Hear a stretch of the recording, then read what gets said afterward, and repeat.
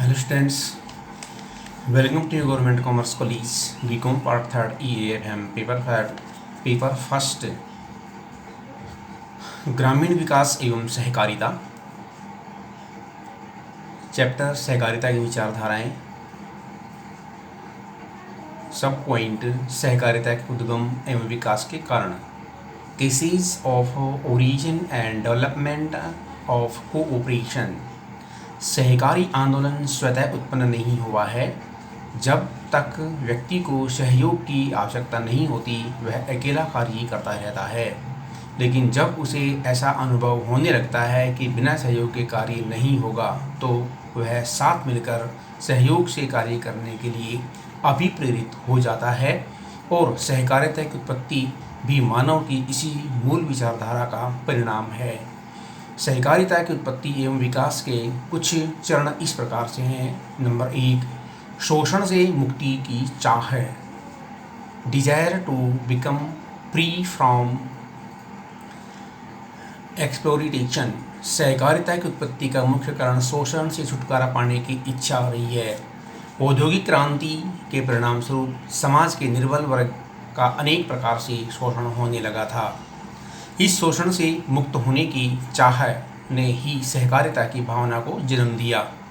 यह देखा गया है कि समाज का सबल वर्ग निर्बल वर्ग का हर स्तर पर शोषण करने का प्रयास करता है। यदि व्यक्ति अकेला है तो उसका शोषण होगा, लेकिन यदि निर्बल है व्यक्ति एक संघ बना लेते हैं तो उनमें शक्ति होगी और वे शोषण के विरुद्ध आवाज़ उठा सकते हैं।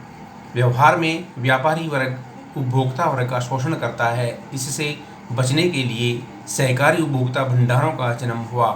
साहूकार ग्रामीण कृषकों को ऊंची ब्याज दर व कठोर शर्तों पर ऋण देकर उनका शोषण करते हैं। इससे मुक्ति के लिए सहकारी शाख आंदोलन प्रारंभ हुआ। नंबर 2, मध्यस्थों की समाप्ति। सहकारिता का उद्गम एवं विकास मध्यस्थों की समाप्ति करने के लिए हुआ है। उत्पादन का पैमाना बढ़ने के साथ साथ उत्पादन के साधनों में वितरण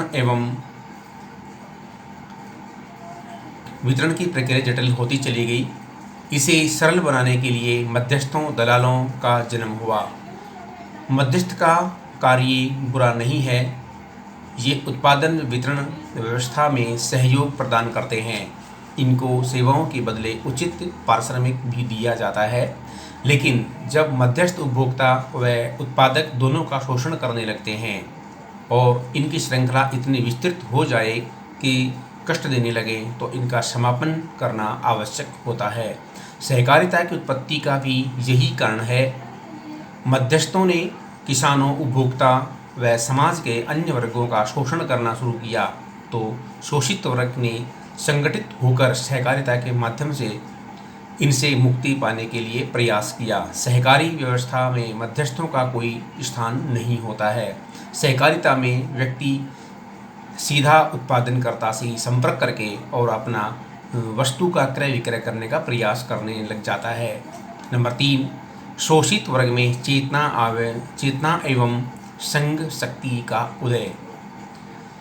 अत्यधिक शोषण के परिणाम स्वरूप समाज के शोषित वर्ग कृषक, दस्तकार, उपभोक्ता आदि में यह सोच विकसित हुआ कि शोषण के बचने के लिए उन्हें संगठित होना पड़ेगा, अन्यथा उनका शोषण होता रहेगा। इस प्रकार के चिंतन के परिणाम स्वरूप सहकारिता की भावना का विकास हुआ। समान आर्थिक उद्देश्य वाले व्यक्ति संगठित होकर पारस्परिक सहयोग से एक दूसरे के हितों की रक्षा करने लगे। इस प्रकार सामाजिक चेतना जागृत होने के कारण ही सहकारी विचारधारा विकसित होने लगा। यह विचारधारा धीरे धीरे सभी क्षेत्रों में पनपने लगी और संघ शक्ति के उदय के फलस्वरूप भी सहकारी विचारधारा का प्रोत्साहन मिला, क्योंकि शोषित वर्ग ने यह देखा कि किस प्रकार श्रमिक शोषण से मुक्ति के लिए संघ बना रहे हैं। नंबर 4, समाज सुधारकों का योगदान। उस समय समाज सुधारकों ने शोषण के विरुद्ध आवाज़ उठाई तथा शोषित वर्ग को संगठित होने के लिए प्रेरित किया। रॉबर्ट ओवन, सुलजे डेलिस, रैफेशन आदि समाज सुधारकों एवं अन्य धर्म प्रचारकों ने विभिन्न दिशाओं में सहकारिता को विकसित करने के लिए प्रयास किया।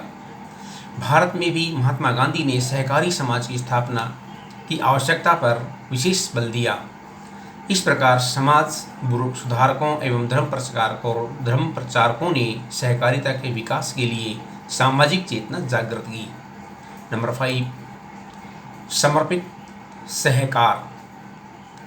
समाज सुधारकों व धर्म प्रचारकों के प्रयासों के कारण समाज में चेतना जागृत हुई। कुछ व्यक्ति आगे बढ़े और उन्होंने निस्वार्थ भाव से समाज व स्वयं के हितों के लिए संगठनों का निर्माण किया। वे व्यक्ति सेवा की भावना से प्रेरित होकर कार्य करते थे।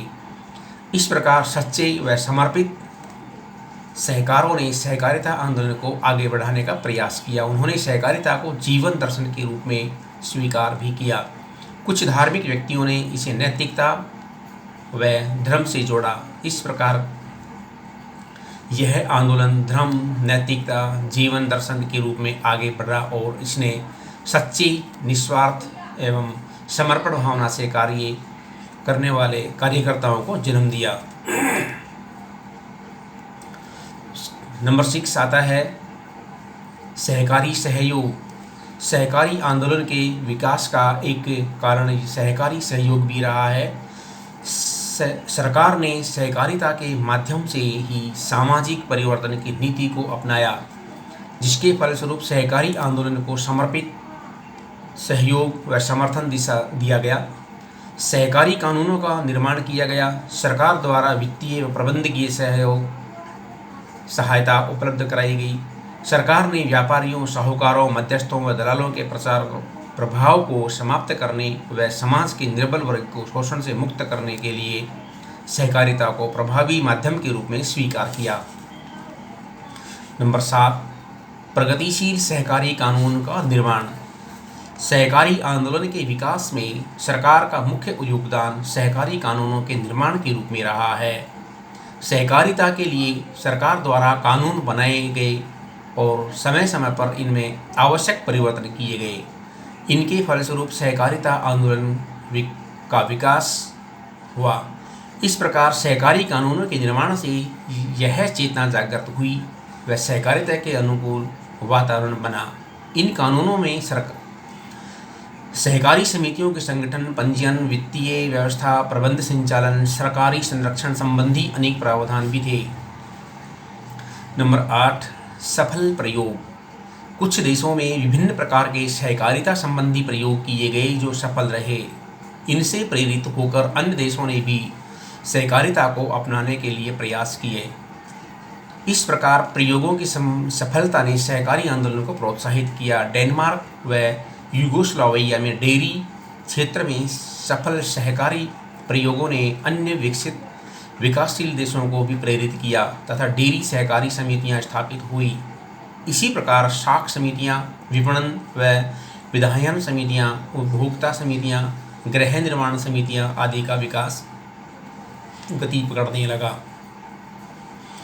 सहकारिता। नंबर 9 है सहकारिता की संघात्मक संरचना। सहकारिता का संघात्मक स्वरूप भी इसके विकास में सहायक रहा है। इस स्वरूप में राज्य स्तर पर शीर्ष बैंक, जिला स्तर पर केंद्रीय बैंक, ग्रामीण स्तर पर प्राथमिक सहकारी शाख समितियां स्थापित की गई। ये समितियां एवं बैंक अपने सदस्य समितियों को सभी प्रकार का सहयोग प्रदान करती हैं तथा उनके विकास में योगदान देती हैं। इस प्रकार के प्रयासों से सहकारी आंदोलन का तेजी से विकास हुआ।